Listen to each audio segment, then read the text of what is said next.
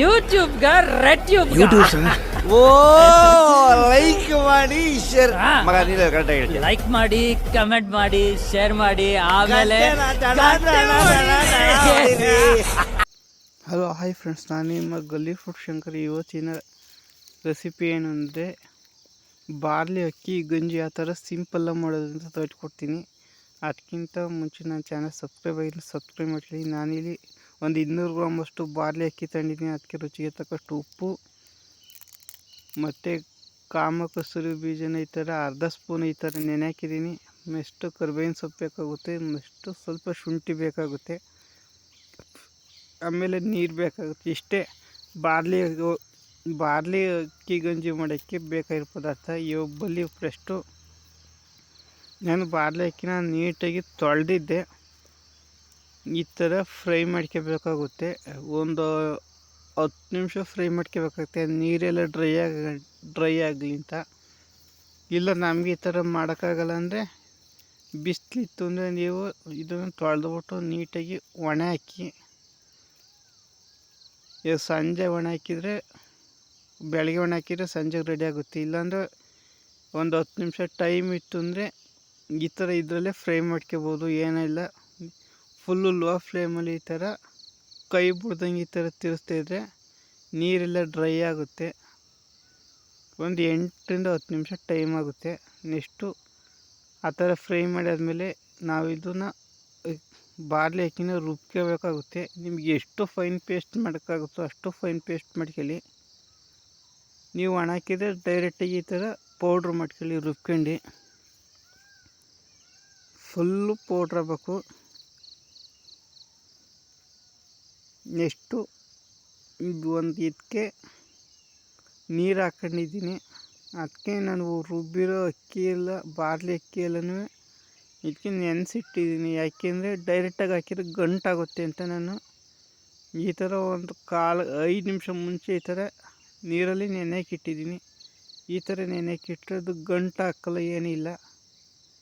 ನೀರಲ್ಲಿ ನೆನ್ಕೊಂಡು full clear ಆಗುತ್ತೆ. ಮತ್ತು ಈ ಥರ ಕೈಲಿ ಹಿಂಗೆ ಗಂಟಾದರೆ ಈ ಥರ ಕೈಲಿ ಪ್ರೆಸ್ ಮಾಡಿ ಹಿಂಗೆ ನೀಟಾಗಿ ಆಗುತ್ತೆ. ನೆಕ್ಸ್ಟ್ ಅದನ್ನು ನೆನೆ ಹಾಕಿಟ್ಟಿದ್ದೀನಿ. ನೆಕ್ಸ್ಟ್ ಈ ಕಡೆ ಒಂದು ತಪ್ಪಲಿ ನಮಗೆ ಇವಾಗ ಅರ್ಧ ಲೀಟ್ರಷ್ಟು ಗಂಜಿ ಮಾಡ್ಕೊತಾ ಇದ್ದೀನಿ. ಅದಕ್ಕೆ ಅರ್ಧ ಲೀಟ್ರ್ ನೀರು ಹಾಕೊಂಡಿದ್ದೀನಿ. ಆ ನೀರು ಮಳ್ಳಬೇಕು.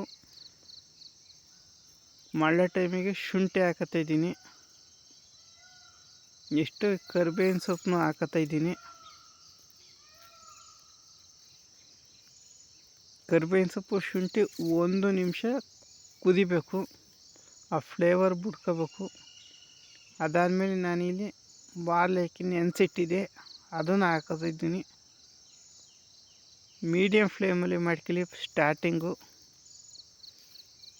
ಇದನ್ನು ಈ ಥರ ನೀಟಾಗಿ ತಿರ್ಸಿ.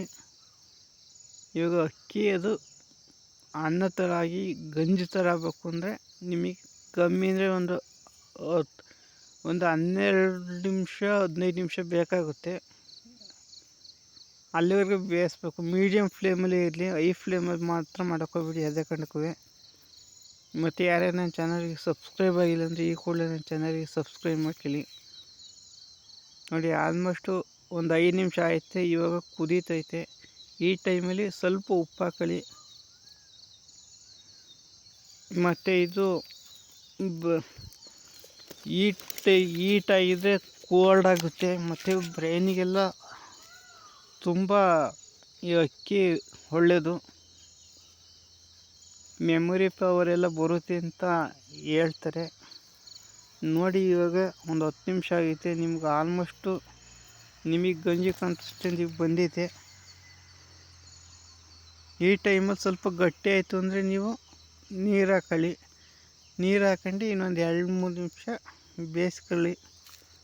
ನಾನು ಟೋಟಲ್ ಒಂದು 13 ನಿಮಿಷ ಬೆಂದೈತೆ.